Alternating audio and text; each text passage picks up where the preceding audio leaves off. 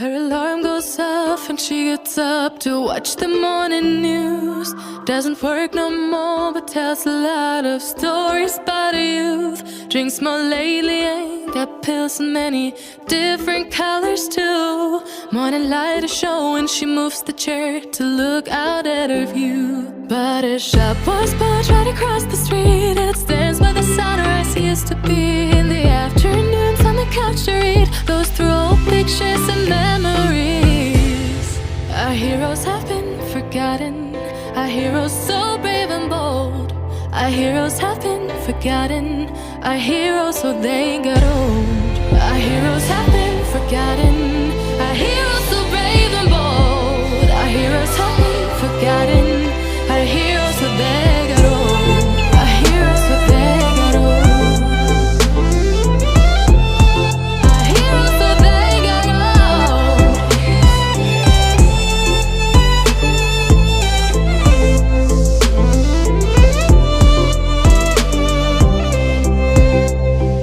Smiles they fade because her daughter only visits once a month. Since she got a family of her own, it's kept the two apart. Used to have so many visitors, but now the only one is the nurse that helps her move the chair to look out at the sun. But her shop was built right across the street, and it stands where the sunrise used to be. In the afternoons on the couch to read, goes through old pictures and memories. Our heroes have been forgotten, our heroes so brave and bold. Our heroes have been forgotten, our heroes so they got old. Our heroes have been forgotten, our heroes so brave and bold. Our heroes have been forgotten, our heroes so they got old.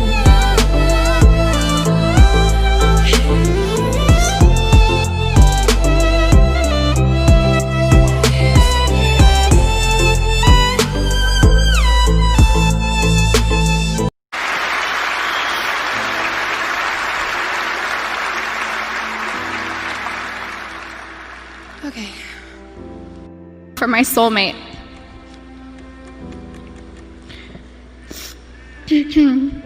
Kobe was known as a fierce competitor on the basketball court. The greatest of all time, a writer, an Oscar winner, and the Black Mamba.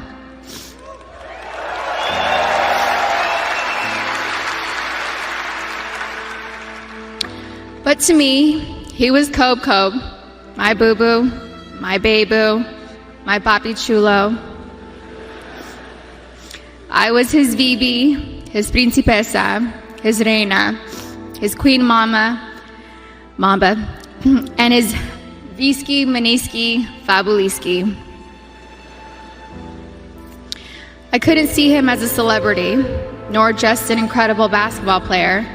He was my sweet husband and the beautiful father of our children. He was mine. He was my everything. Kobe and I have been together since I was 17 and a half years old.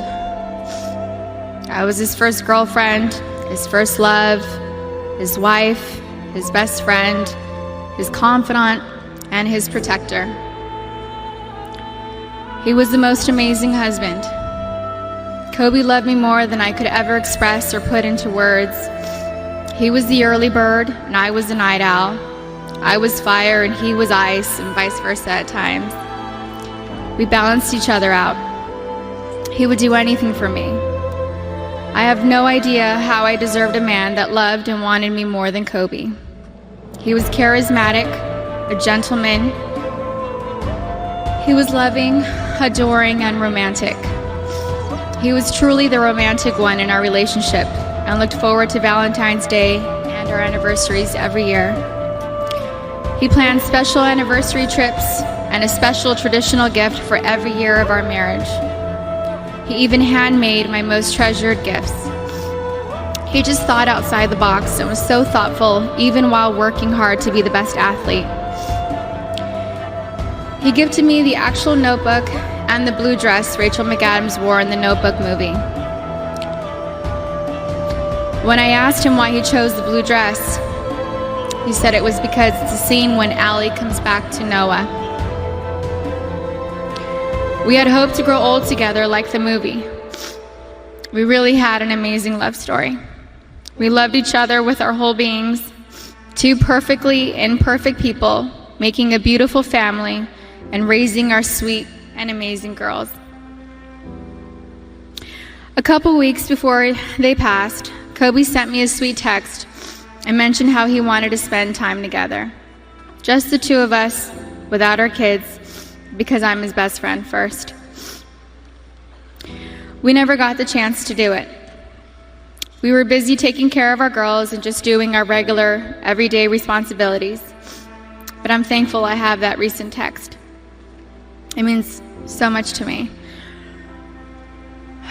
Kobe wanted us to renew our vows. He wanted Natalia to take over his company, and he wanted to travel the world together. We had always talked about how we'd be the fun grandparents to our daughter's children. He would have been the coolest grandpa. Kobe was the MVP of girl dads, or MVD.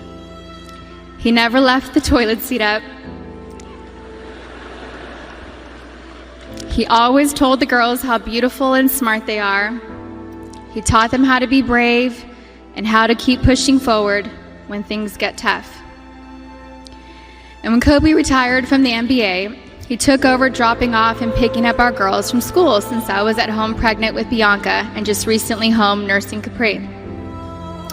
When Kobe was still playing, I used to show up an hour early to be the first in line to pick up Natalia and Gianna from school, and I told him he couldn't drop the ball once he took over. He was late one time, and we most definitely let him know that I was never late. So we showed up 1 hour and 20 minutes early after that. He always knew there was room for improvement and wanted to do better. He happily did carpool and enjoyed spending time in the car with our girls. He was a doting father, a father that was hands-on and present. He helped me bathe Bianca and Capri almost every night. He would sing them silly songs in the shower and continue making them laugh and smile as he lathered them in lotion and got them ready for bed. He had magic arms and could put Capri to sleep in only a few minutes. He said he had it down to a science, 8 times up and down our hallway. He loved taking Bianca to Fashion Island to watch her play in the koi pond area, and loved taking her to the park. Their most recent visit to the koi pond was the evening before he and Gigi passed. He shared a love of movies and the breakdown of films with Natalia. He enjoyed renting out theaters and taking Natalia to watch the newest Star Wars movie or Harry Potter films.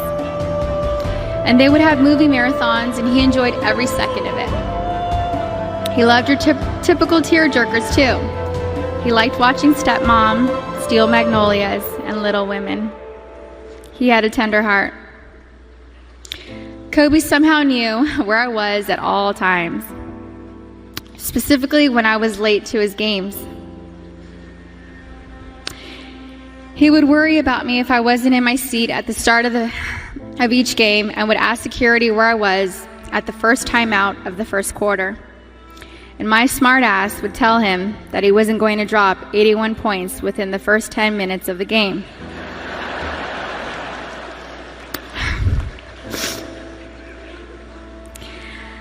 I think anyone with kids understands that sometimes we can't make it out the door on time. And eventually he was used to my tardiness and balled out.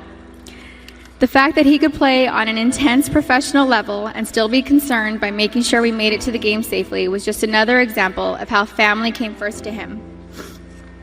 He loved being Gianna's basketball coach.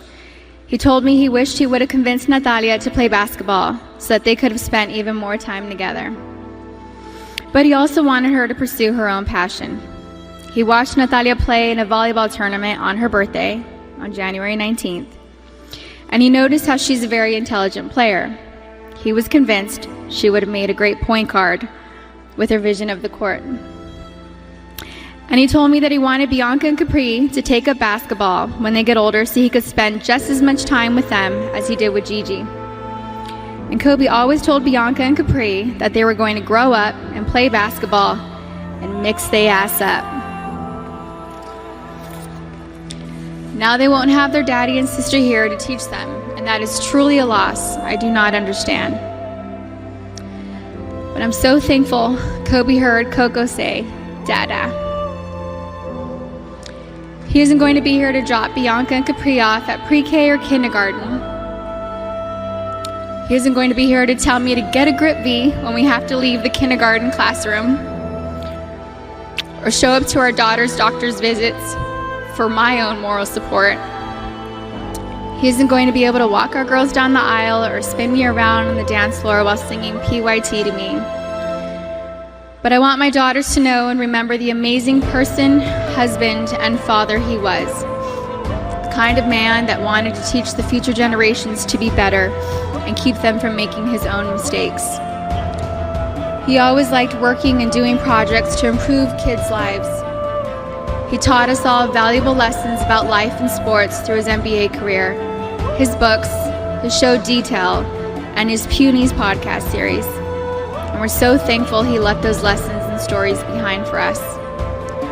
He was thoughtful and wrote the best love letters and cards, and Gigi had his wonderful ability to express her feelings into paper and make you feel her love through her words. She was thoughtful like him. They were so easy to love. Everyone naturally gravitated towards them. They were funny, happy, silly, and they loved life. They were so full of joy and adventure.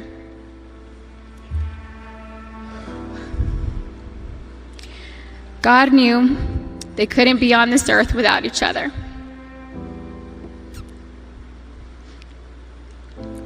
He had to bring them home to heaven together. Babe, you take care of our Gigi. And I got Nani, Bibi, and Coco. We're still the best team. We love and miss you, Boo Boo and Gigi. May you both rest in peace and have fun in heaven until we meet again one day. We love you both and miss you forever and always. Mommy.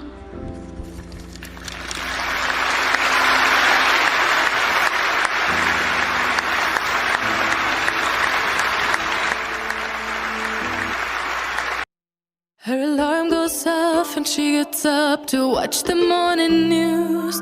Doesn't work no more but tells a lot of stories about her youth. Drinks more lately, ain't got pills in many different colors too.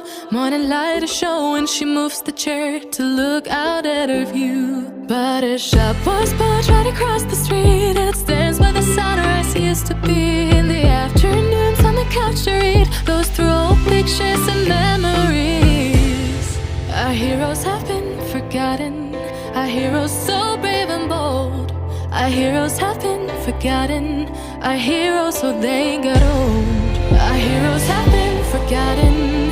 Our heroes so brave and bold. Our heroes have been forgotten.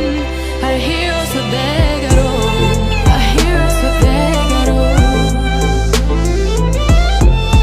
Our heroes so they got old.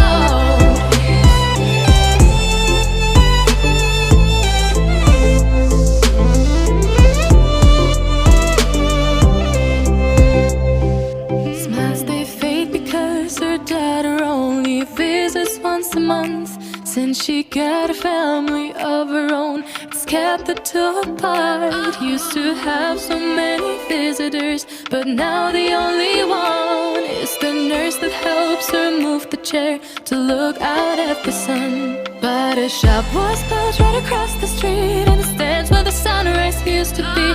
In the afternoons on the couch to read, goes through old pictures and memories. Our heroes have been forgotten. Our heroes so brave and bold. Our heroes have been forgotten. Our heroes so they got old. Our heroes have been forgotten. Our heroes so